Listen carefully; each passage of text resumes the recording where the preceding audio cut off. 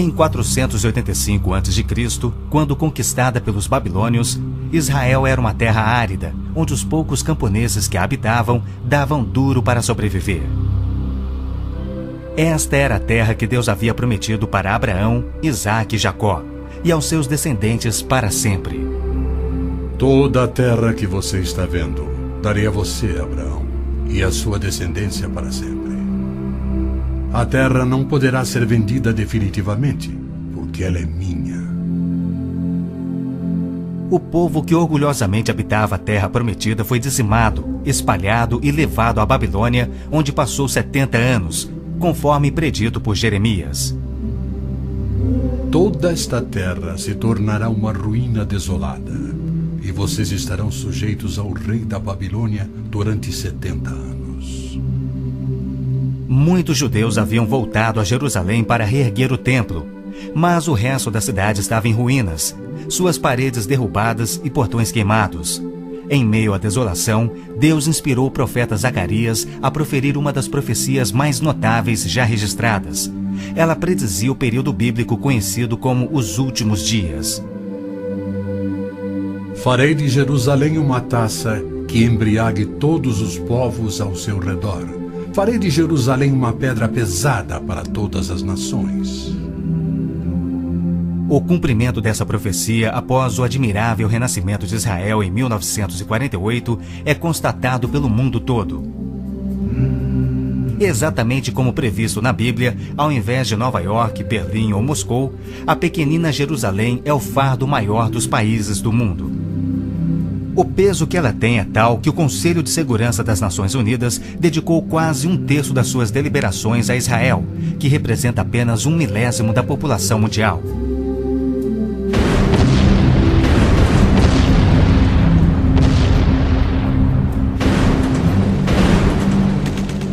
Jerusalém não seria o problema número 1 das Nações Unidas se a nação de Israel fosse facilmente intimidada, mas os seus militares são os melhores do mundo. Naquele dia farei que os líderes de Judá sejam semelhantes a um braseiro. Eles consumirão todos os povos ao redor. O Senhor protegerá os que vivem em Jerusalém.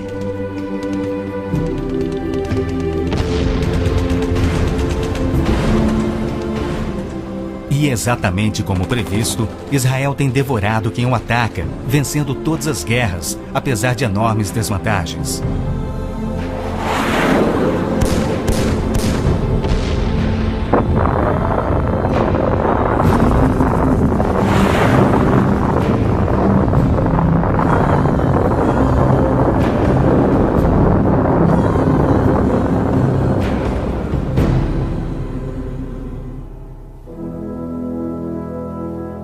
O anjo Gabriel revelou a Daniel que Jerusalém seria reconstruída e que após 483 anos viria o Messias. E que seu próprio povo, o povo de Israel, o rejeitaria e o crucificaria. Que a cidade e o templo ficariam outra vez em ruínas. E foi assim que aconteceu. Depois o ungido será morto e já não haverá lugar para ele. A cidade e o lugar santo, o templo, serão destruídos pelo povo do governante que virá. Jesus entrou em Jerusalém no dia exato da profecia, foi aclamado como Messias e depois rejeitado. Jesus mesmo profetizou: Eu lhes garanto que não ficará aqui pedra sobre pedra, serão todas derrubadas. E serão levados como prisioneiros para todas as nações. No ano 70 DC, exatamente como Cristo previu, os exércitos romanos sob Tito saquearam Jerusalém, derrubaram o templo de Herodes e não deixaram pedra sobre pedra. Mais de 1 milhão de judeus foram mortos e o remanescente espalhado pelas nações. Vocês serão desarraigados da terra em que estão entrando para dela tomar posse. Então o Senhor os espalhará pelas nações, de um lado ao outro da terra. Os profetas de Israel também previram o antissemitismo, que perseguiria os judeus por toda parte. Vocês serão motivo de horror e objeto de zombaria e de riso para todas as nações. Espalhados entre as nações, os judeus têm sido odiados, perseguidos e mortos como nenhum outro povo, enquanto a estéril terra de Israel permaneceu de luto. Após sua visita em 1867, o escritor Mark Twain escreveu: Belém, a terra em que os anjos cantaram não é habitada por criatura alguma. A Palestina se recobre de pano de saco e cinzas, desolada e sem beleza. Em outra de suas profecias admiráveis, Jesus declarou: Jerusalém será pisada pelos gentios, até que os tempos deles se cumpram.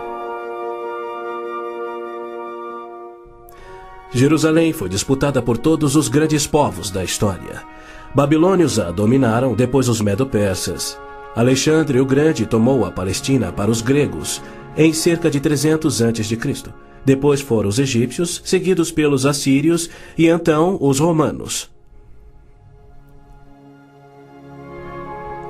Invasores islâmicos se apoderaram dela, mas foram depostos nas cruzadas. Mais tarde, os mamelucos islâmicos do Egito a tomaram. Depois, os turcos otomanos reinaram por 4 séculos. E ao longo destes séculos, os judeus ali viveram e sofreram. O pleno cumprimento das profecias bíblicas sobre Israel, Jerusalém e os judeus é a prova incontestável da existência de Deus e da veracidade bíblica. Muitos pensam que as cruzadas católicas libertaram a Terra Santa para os judeus, quando, na verdade, massacraram os judeus e tomaram a terra para a Igreja Católica. O Papa Urbano II, que organizou a primeira cruzada, desafiou seus seguidores a seguirem a estrada para o Santo Sepulcro, tomando a terra daquela raça malvada e sujeitando-a ao seu domínio. Hordas de voluntários, ostentando a bandeira da cruz, massacraram os judeus, a linhagem terrena de Cristo. Isso por todo o trajeto a Jerusalém. O líder da cruzada, Godofredo de Bouillon, jurou que se vingaria pelo sangue de Cristo, matando até o último dos judeus. Ao tomarem a cidade de Davi, seus homens perseguiram os judeus até a sinagoga e atearam fogo nela. Os papas subsequentes trataram os judeus como leprosos sem qualquer direito. Entre estes, Pio VII, Leão XII, Pio VIII e Gregório XVI. O abuso de Hitler contra os judeus alemães antes da Segunda Guerra descortinou um antissemitismo fervilhante que se estendeu por todo o mundo. Ao navio transatlântico St. Louis, abarrotado com 1.100 refugiados judeus, foi negado acesso a todos os portos nas Américas do Sul, Central e do Norte. 700 destes tinham vistos de imigração para os Estados Unidos, porém o presidente Roosevelt os enviou de volta para morrerem nos fornos de Hitler. Até mesmo a Suíça rejeitou os judeus, devolvendo-os aos seus assassinos, e serviu como banqueira de Hitler, guardando para os nazistas bilhões de dólares em ouro e dinheiro roubado das vítimas judias. No final da Segunda Guerra, a promessa de Deus de retornar o seu povo à Terra Prometida parecia mais absurdamente ilógica do que nunca. 6 milhões de judeus perderam a vida no Holocausto de Hitler, um fato que muitos continuam a negar. Embora Adolf Eichmann relatou, enquanto prisioneiro, que o massacre dos judeus foi o maior de todos os crimes, a maior dança funesta da história da humanidade.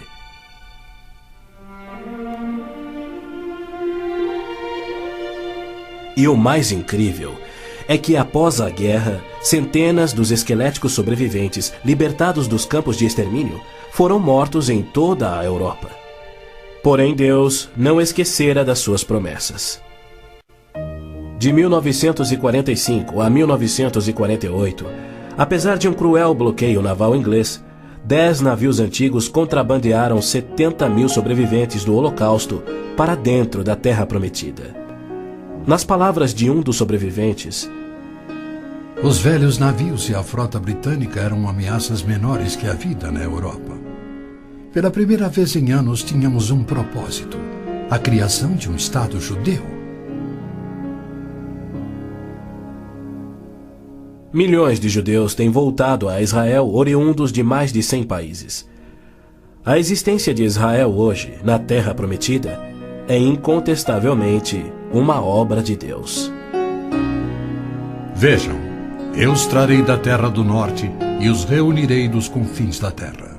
Aquele que dispersou Israel o reunirá.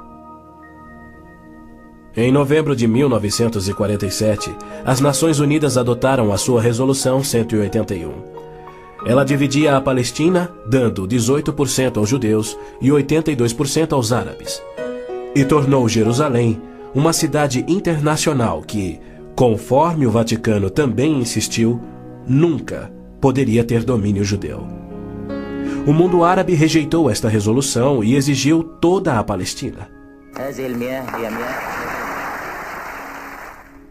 Até hoje, nenhum mapa árabe admite a existência de Israel.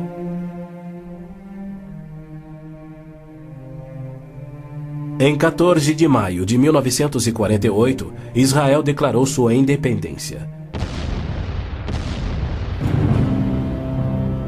E foi imediatamente invadido por 6 nações árabes. Seus soldados eram várias vezes mais numerosos que os colonos judeus e tinham superioridade indiscutível em armas, tanques e aviões. Tendo recebido da ONU uma faixa estreita e indefensável de terra, rodeada de inimigos dispostos a exterminá-lo, Israel deveria ter sido aniquilado. Porém, para a surpresa do mundo inteiro, que torcia para os seus inimigos, os colonos israelenses derrotaram os que buscavam destruí-los, exatamente como Deus prometera. E assim tem acontecido em guerra após guerra, à medida que seus inimigos têm tentado aniquilar Israel. Sim, é isto mesmo. A aniquilação é o seu propósito declarado. Os muçulmanos têm como dever religioso a exterminação dos judeus. Eles sonham com sua destruição e promovem festividades para honrar os assassinos dos inocentes cidadãos de Israel. O fundamentalismo islâmico começa a varrer o nosso mundo. O próprio Maomé declarou: A última hora não virá antes que os muçulmanos lutem contra os judeus e os muçulmanos os matem. Mas por que a imprensa chama os terroristas muçulmanos de radicais e extremistas? Na verdade, eles apenas estão sendo fiéis ao islamismo. O Corão ordena: Não tomeis por confidentes amigos os judeus nem os cristãos. Matai os idólatras, os não muçulmanos, onde quer que os acheis. Capturai-os, acossai-os e espreitai-os. Líderes muçulmanos, religiosos e políticos ameaçam os judeus como fazia Hitler na TV, pelo rádio e alto-falantes nas ruas e nas mesquitas. Quando Gaddafi brada: a batalha de Israel será tal que Israel deixará de existir, ele fala por todos. O extermínio de Israel é transmitido aos muçulmanos desde o aleitamento. Um ministro da educação da Síria escreveu: O ódio com que doutrinamos as mentes dos nossos filhos desde o parto é sagrado. Um livro-texto de adolescentes egípcios declara: Israel não viverá se os árabes forem firmes no seu ódio. E um livro de pré-adolescentes diz: Os árabes não desistem de trabalhar em prol do extermínio de Israel. É uma loucura Israel tentar firmar acordos de paz com inimigos como estes, mas a pressão mundial o obriga a isto. Na Guerra de Yom Kippur de 1973, milhares de tanques atravessaram simultaneamente o Sinai, oriundos do Egito, e descendo o Golã a partir da Síria num ataque surpresa cuidadosamente orquestrado. As forças militares de Israel estavam todas de licença, celebrando a mais sagrada de suas festas religiosas, levando, portanto, 3 dias para que se mobilizassem. 300 mil israelenses enfrentaram 1,2 milhões de árabes. Escapando por um fio da derrota, Israel sofreu pesadas baixas. Mas, em cumprimento incontestável da admirável profecia de Zacarias, de que as tropas judias seriam como fogo que consumiria as nações vizinhas, Israel expulsou os seus inimigos. Em retaliação por ter se defendido, 61 nações romperam relações diplomáticas com Israel, enquanto nenhuma nação repreendeu os árabes por seu ataque surpresa. Este tenso e custoso estado de alerta de Israel tem sido manipulado de modo a acusá-lo de perpetrador de violência infundada contra vizinhos amantes da paz. O antissemitismo é uma força motriz da mídia mundial, que é muito influenciada pelo dinheiro do petróleo. Não se veicula nenhuma crítica aos árabes e suas repetidas ameaças de extinção de Israel. Quando Israel deportou 400 terroristas do Hamas e do Jihad Islâmico por terem matado e mutilado centenas de seus civis, foi criticado pela mídia internacional e censurado pelas Nações Unidas. Mas quando o Kuwait deportou 300 mil palestinos, em sua maioria civis inocentes, a mídia fez pouco caso e as Nações Unidas ignoraram o fato. As Nações Unidas são flagrantemente pró-árabes e contra Israel. As chamadas Forças de Paz das Nações Unidas no Líbano abrigaram terroristas da OLP, ofereceram suas instalações para treinar terroristas, forneceram equipamento militar e auxiliaram as equipes de terroristas a caminho de atacarem Israel.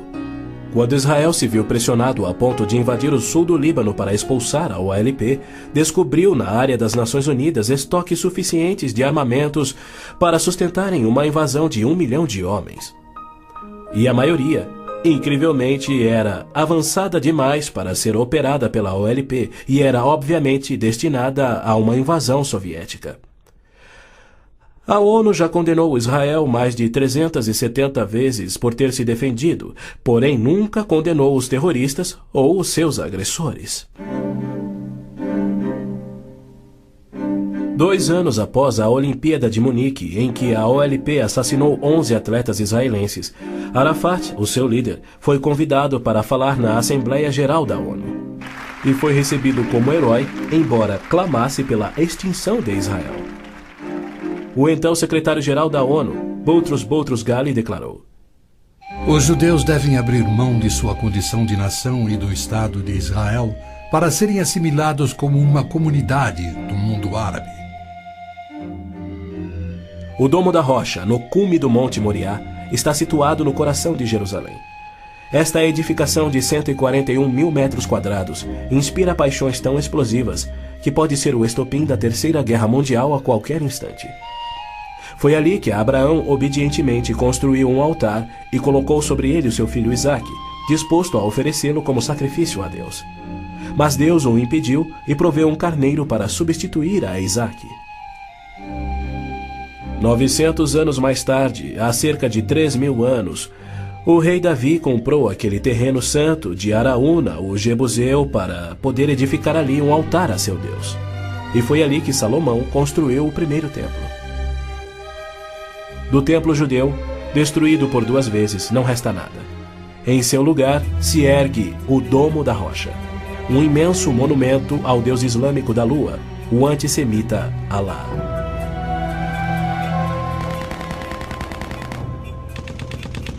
Em 1967, quando Israel capturou o leste de Jerusalém e junto com ele o Monte do Templo, isto parecia contradizer a profecia de Cristo de que Jerusalém seria pisoteada pelos gentios até a sua vinda.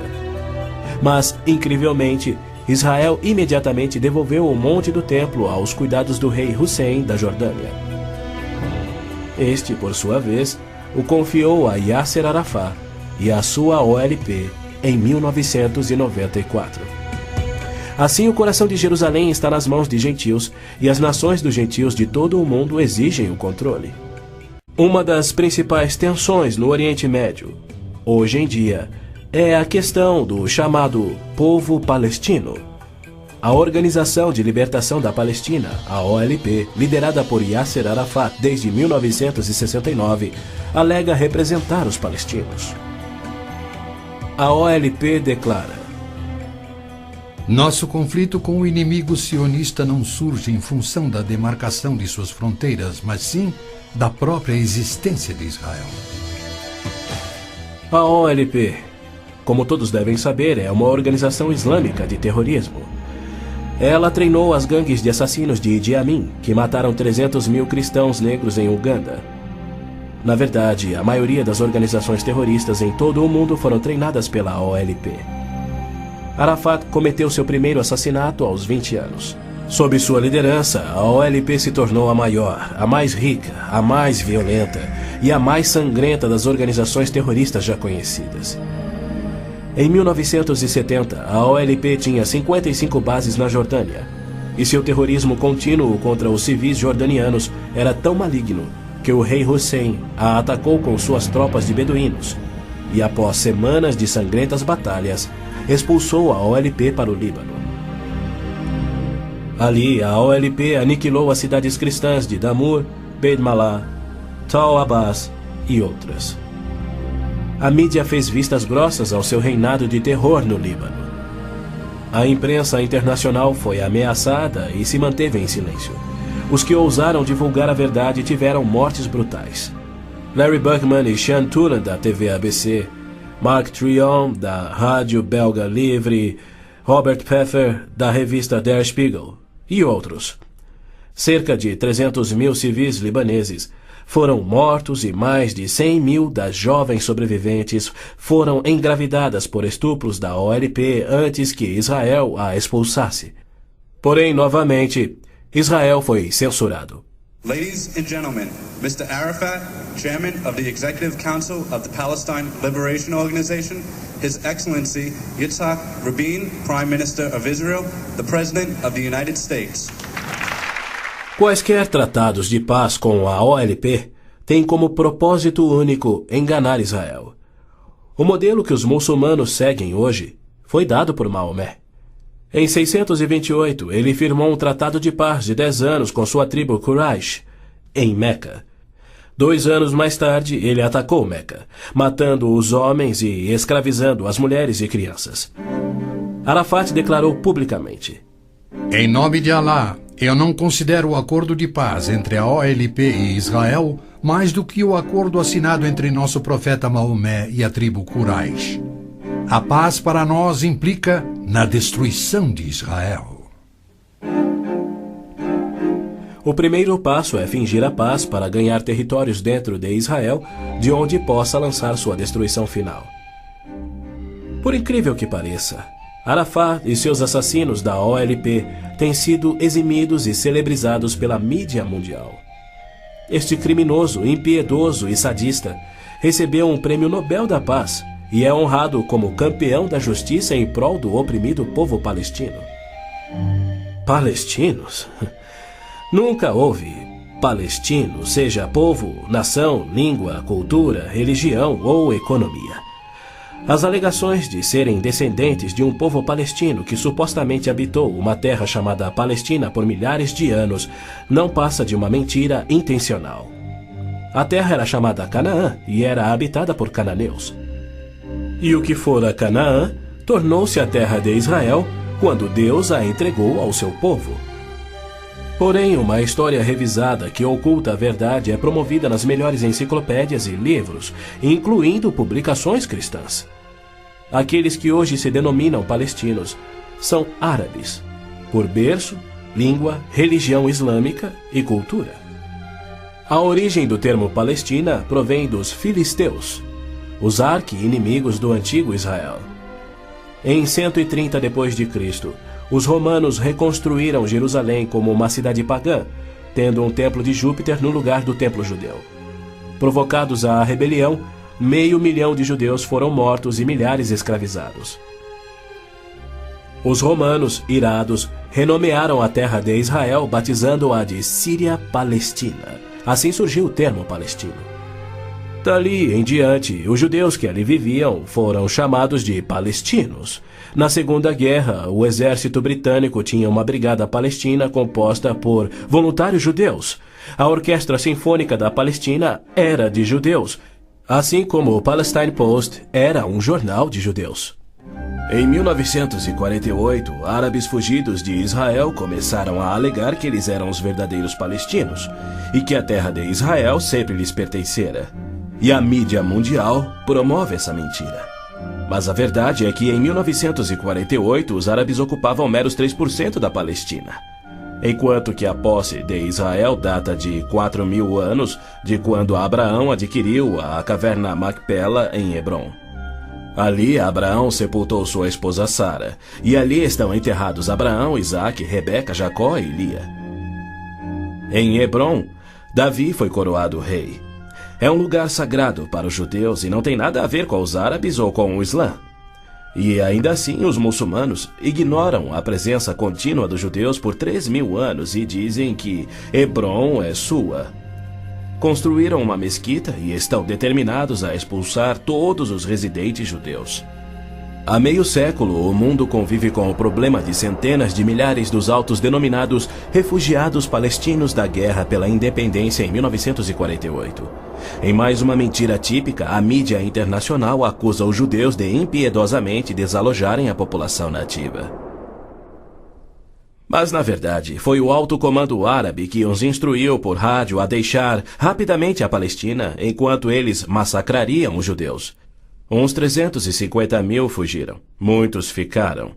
Os que ficaram hoje são cidadãos israelenses e atualmente compõem uns 16% do eleitorado de Israel. A Jordânia anexou o território palestino designado pela ONU, expeliu todos os judeus, destruiu as sinagogas judaicas e renomeou de margem ocidental as terras conhecidas por Judeia e Samaria desde os tempos bíblicos. Apesar dos milhões de dólares em jazidas de petróleo e uma área terrestre 700 vezes maior do que a de Israel, as nações árabes se recusam a aceitar quaisquer refugiados de 48 e a dar-lhes vida normal. Somando milhões devido à sua alta taxa de natalidade, hoje eles são restritos a vergonhosos acampamentos de refugiados em Gaza, Jordânia, Líbano, Síria e na margem ocidental. Estes infelizes são mantidos assim para que seu infortúnio seja exibido como propaganda. Por outro lado, o recém-formado Estado de Israel, cuja população somava 600.000, absorveu rapidamente 820.000 refugiados judeus que fugiam das terras árabes, onde por 13 séculos, desde o advento do islamismo, eram sujeitados a surras e cusparadas nas ruas e mercados. Centenas foram brutalizados ou mortos pelos muçulmanos em surtos imprevisíveis de violência e tiveram suas posses confiscadas. O renascer de Israel propiciou um refúgio acolhedor para o qual fugiram. Israel já assimilou milhões de imigrantes. Mais de 1 milhão de refugiados ficaram sob o domínio de Israel nos acampamentos em 1967, na Guerra dos 6 Dias. Israel lhes oferece terras estatais, eletricidade, água, esgoto, pavimentação e escolas, e já construiu 9 complexos residenciais para abrigar 10.000 famílias. As nações árabes, incrivelmente, se opõem ao auxílio que Israel oferece aos seus refugiados.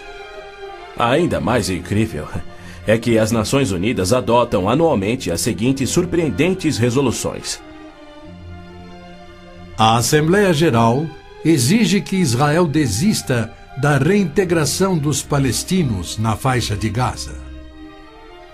A Assembleia Geral conclama novamente a Israel para que se retraia de quaisquer ações destinadas à reintegração dos refugiados palestinos na margem ocidental.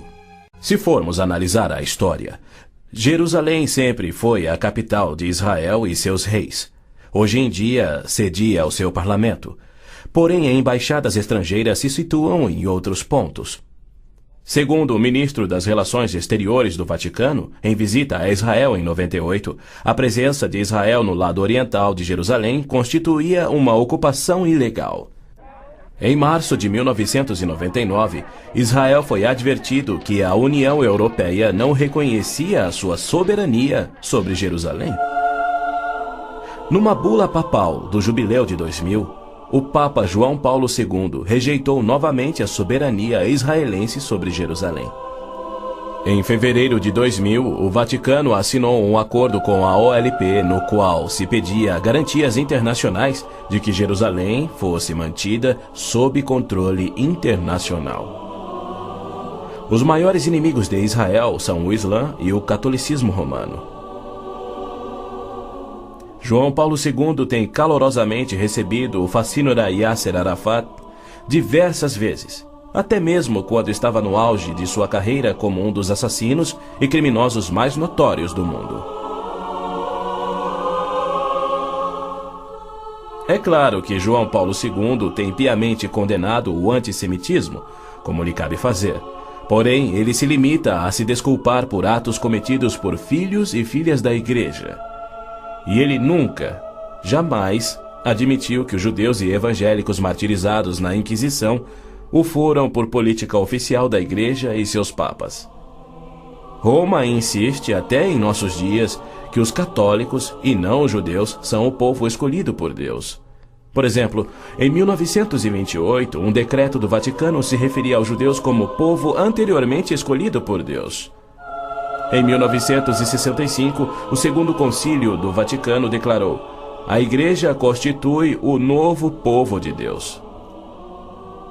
A Roma Católica se denomina a Cidade Santa, a Cidade de Deus, a Cidade Eterna, títulos que Deus deu a Jerusalém.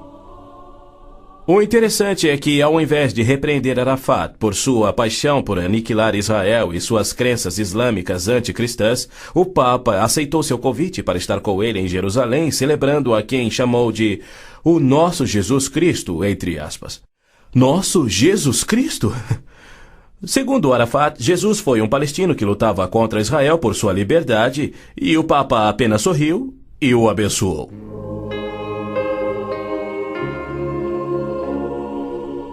Os judeus culpam a Cristo e aos cristãos pelo antissemitismo do catolicismo romano. Mas o catolicismo, com seu falso evangelho de obras, sacramentos, purgatório e indulgências, não representa o cristianismo bíblico. Nenhum cristão verdadeiro poderia ser antissemita. Jesus foi um judeu.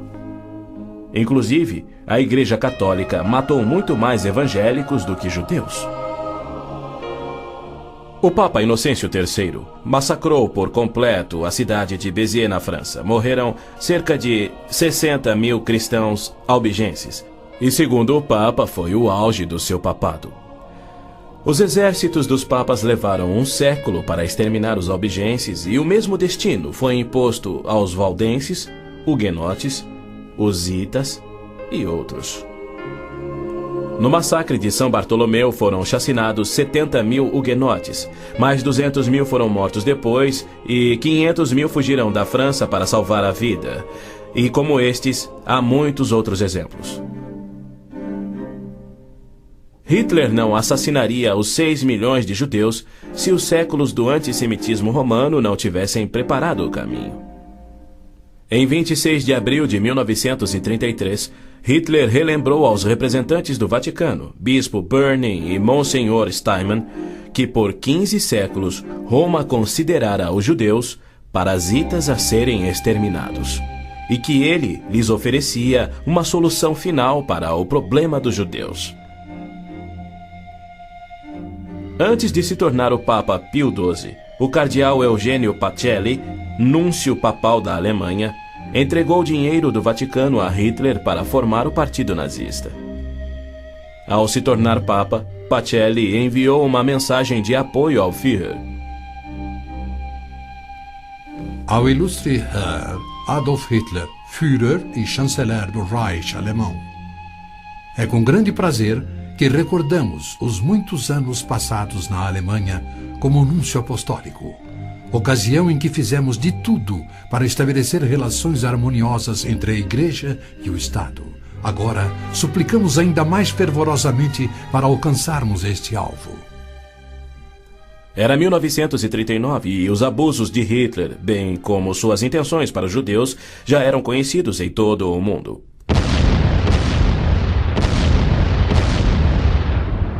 Foi em janeiro daquele ano que Hitler declarou que a guerra resultaria na, abre aspas, exterminação da raça judaica, fecha aspas. Die Völker noch einmal in einen Weltkrieg zu stürzen, dann wird das Ergebnis nicht der Sieg des Judentums sein, sondern die Vernichtung der jüdischen Rasse in Europa. Após 4 anos, em 22 de junho de 1943, enquanto pairava a fumaça de judeus incinerados nos céus da Europa, o Papa Pio XII, em contraposição à promessa de Deus, escreveu ao presidente Roosevelt tentando dissuadi-lo de tornar a Palestina em terra judia. Não existe precedente histórico para justificar o regresso de um povo a uma terra deixada 19 séculos antes. Se os hebreus desejam um lar, não seria muito difícil encontrar um território que lhes sirva melhor que a Palestina. Com o aumento da população judaica naquela região, graves novos problemas surgiriam.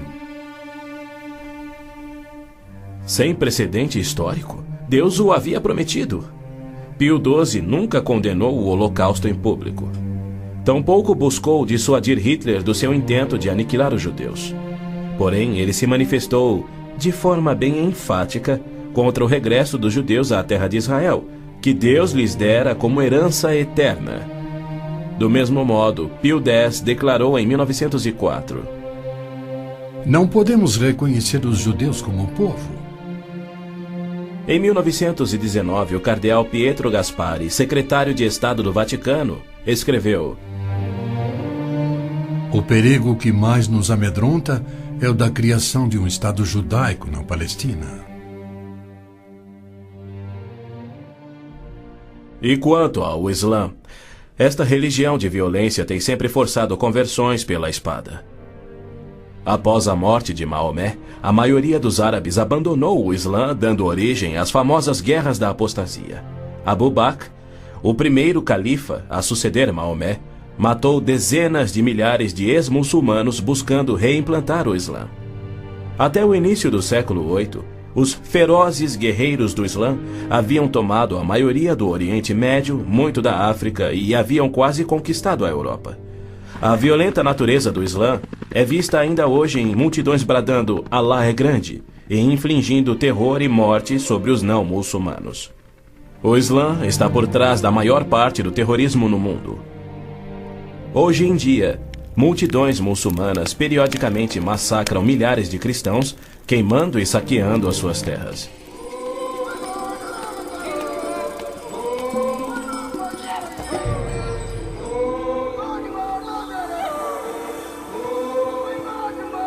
No sul do Sudão, milhões de cristãos negros estão sendo privados de alimento, escravizados e até mortos pelo governo islâmico do norte. É verdade que os judeus foram mortos durante as cruzadas, mas isso foi contra o ensinamento de Cristo e seu divino exemplo. Já os terroristas muçulmanos matam como forma de obediência a Allah, em obediência ao Corão e ao ensino e exemplo de Maomé. Qualquer estudioso muçulmano concordará ser o dever sagrado de todo muçulmano em todas as eras praticar guerra santa o quanto for possível para forçar o mundo inteiro à submissão ao Islã. O Corão mantém mais de 100 versículos sobre lutar e matar neste propósito. Porém, a mídia internacional insiste em descrever o Islã como religião pacífica. Tony Blair, o premier britânico, classificou o Islã dizendo ser sinônimo da paz, tolerância, além de uma força para o bem. Muitos políticos de destaque no Ocidente têm elogiado o Islã e seus caminhos pacíficos, e líderes religiosos também. Israel tem devorado quem o ataca, vencendo todas as guerras, apesar de enormes desvantagens.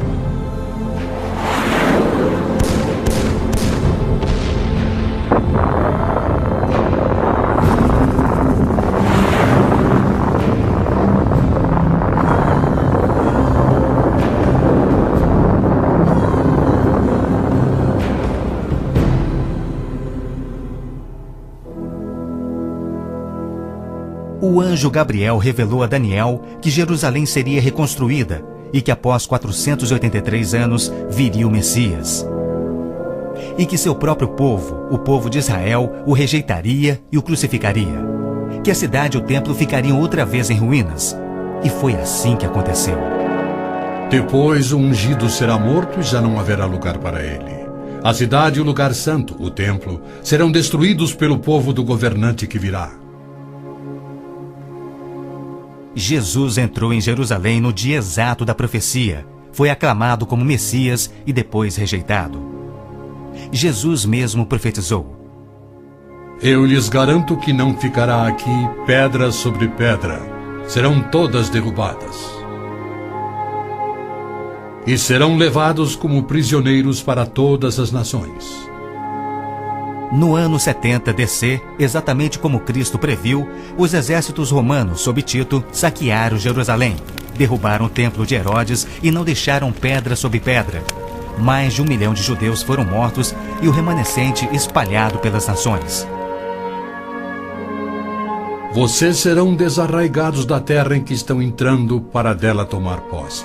Então o Senhor os espalhará pelas nações, de um lado ao outro da terra. Os profetas de Israel também previram o antissemitismo, que perseguiria os judeus por toda parte. Vocês serão motivo de horror e objeto de zombaria e de riso para todas as nações. Espalhados entre as nações, os judeus têm sido odiados, perseguidos e mortos como nenhum outro povo, enquanto a estéril terra de Israel permaneceu de luto. Após sua visita em 1867, o escritor Mark Twain escreveu: Belém, a terra em que os anjos cantaram não é habitada por criatura alguma. A Palestina se recobre de pano de saco e cinzas, desolada e sem beleza. Em outra de suas profecias admiráveis, Jesus declarou: Jerusalém será pisada pelos gentios. A filha de Hitler, guardando para os nazistas bilhões de dólares em ouro e dinheiro roubado das vítimas judias. No final da Segunda Guerra, a promessa de Deus de retornar o seu povo à Terra Prometida parecia mais absurdamente ilógica do que nunca. 6 milhões de judeus perderam a vida no Holocausto de Hitler, um fato que muitos continuam a negar. Embora Adolf Eichmann relatou, enquanto prisioneiro, que o massacre dos judeus foi o maior de todos os crimes, a maior dança funesta da história da humanidade.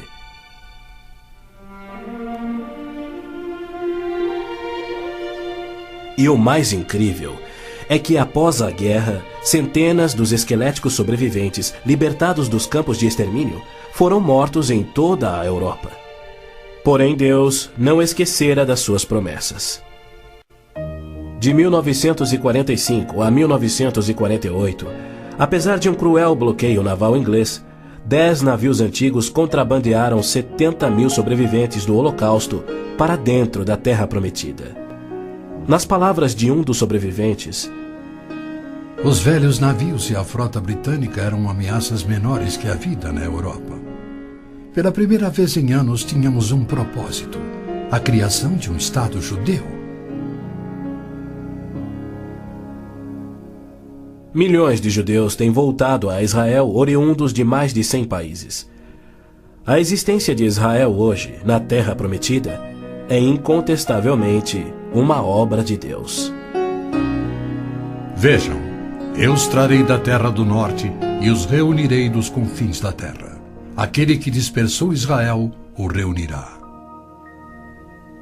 Em novembro de 1947, as Nações Unidas adotaram a sua Resolução 181. Ela dividia a Palestina, dando 18% aos judeus e 82% aos árabes, e tornou Jerusalém uma cidade internacional que, conforme o Vaticano também insistiu, nunca poderia ter domínio judeu. O mundo árabe rejeitou esta resolução e exigiu toda a Palestina. Até hoje, nenhum mapa árabe admite a existência de Israel.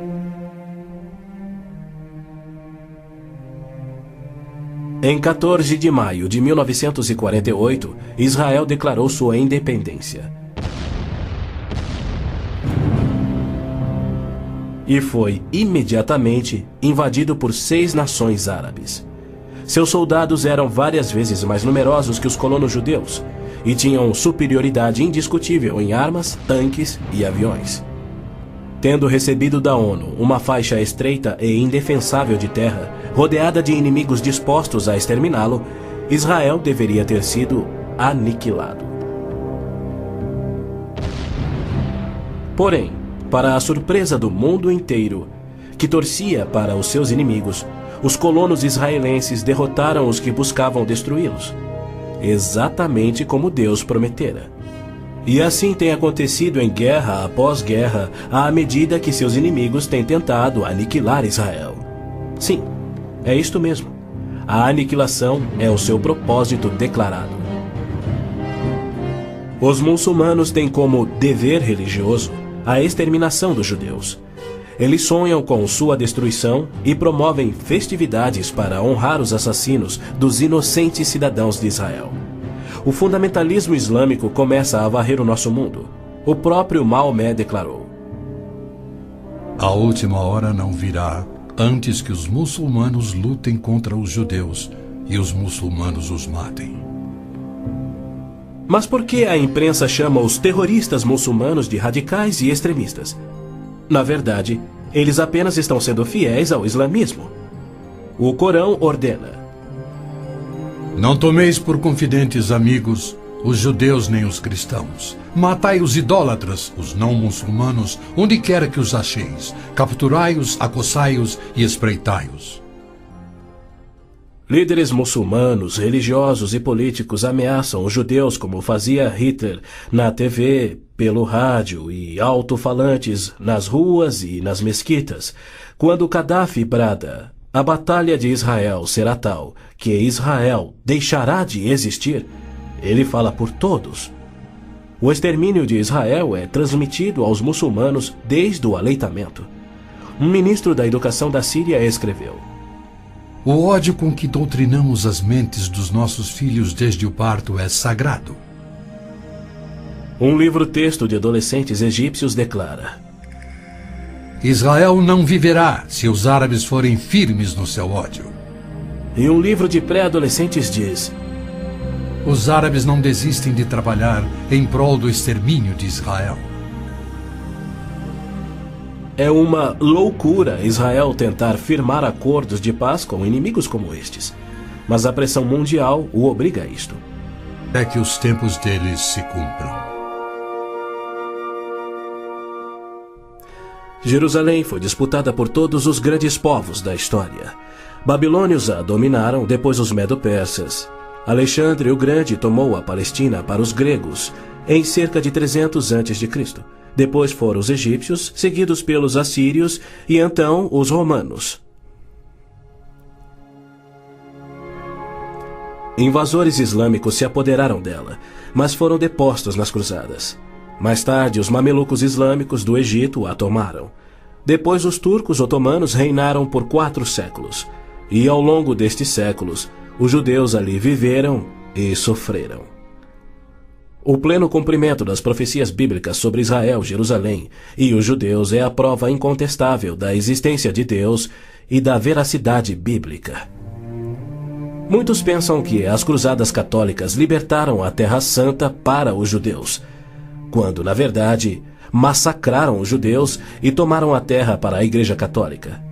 O Papa Urbano II, que organizou a primeira cruzada, desafiou seus seguidores a seguirem a estrada para o Santo Sepulcro, tomando a terra daquela raça malvada e sujeitando-a ao seu domínio. Hordas de voluntários, ostentando a bandeira da cruz, massacraram os judeus, a linhagem terrena de Cristo. Isso por todo o trajeto a Jerusalém.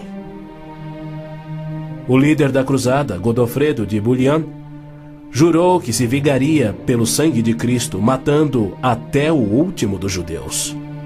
Ao tomarem a cidade de Davi, seus homens perseguiram os judeus até a sinagoga e atearam fogo nela. Os papas subsequentes trataram os judeus como leprosos sem qualquer direito. Entre estes, Pio VII, Leão XII, Pio VIII e Gregório XVI. O abuso de Hitler contra os judeus alemães antes da Segunda Guerra descortinou um antissemitismo fervilhante que se estendeu por todo o mundo. Ao navio transatlântico St. Louis, abarrotado com 1.100 refugiados judeus, foi negado acesso a todos os portos nas Américas do Sul, Central e do Norte. 700 destes tinham vistos de imigração para os Estados Unidos, Porém, o presidente Roosevelt os enviou de volta para morrerem nos fornos de Hitler. Até mesmo a Suíça rejeitou os judeus, devolvendo-os aos seus assassinos, e serviu como banqueiro.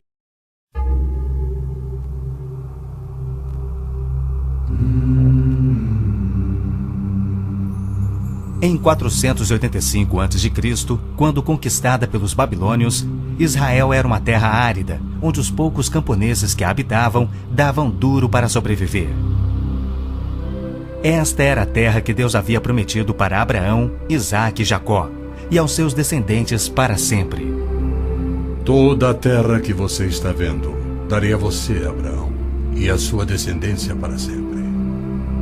A terra não poderá ser vendida definitivamente, porque ela é minha. O povo que orgulhosamente habitava a terra prometida foi dizimado, espalhado e levado à Babilônia, onde passou 70 anos, conforme predito por Jeremias.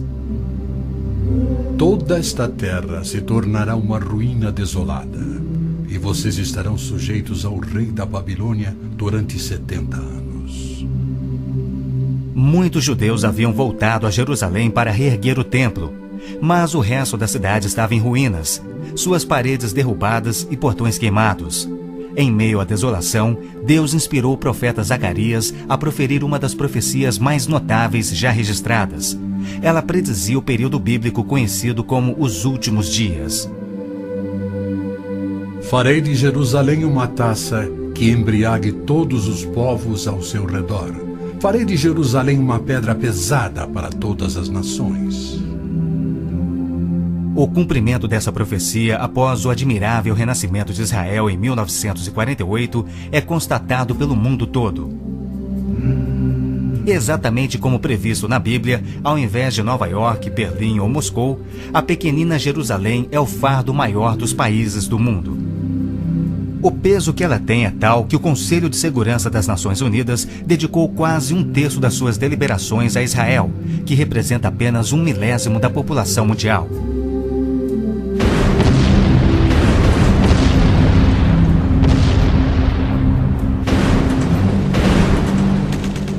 Jerusalém não seria o problema número 1 das Nações Unidas se a nação de Israel fosse facilmente intimidada, mas os seus militares são os melhores do mundo.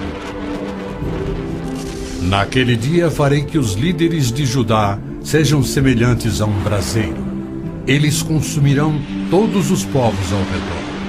O Senhor protegerá os que vivem em Jerusalém.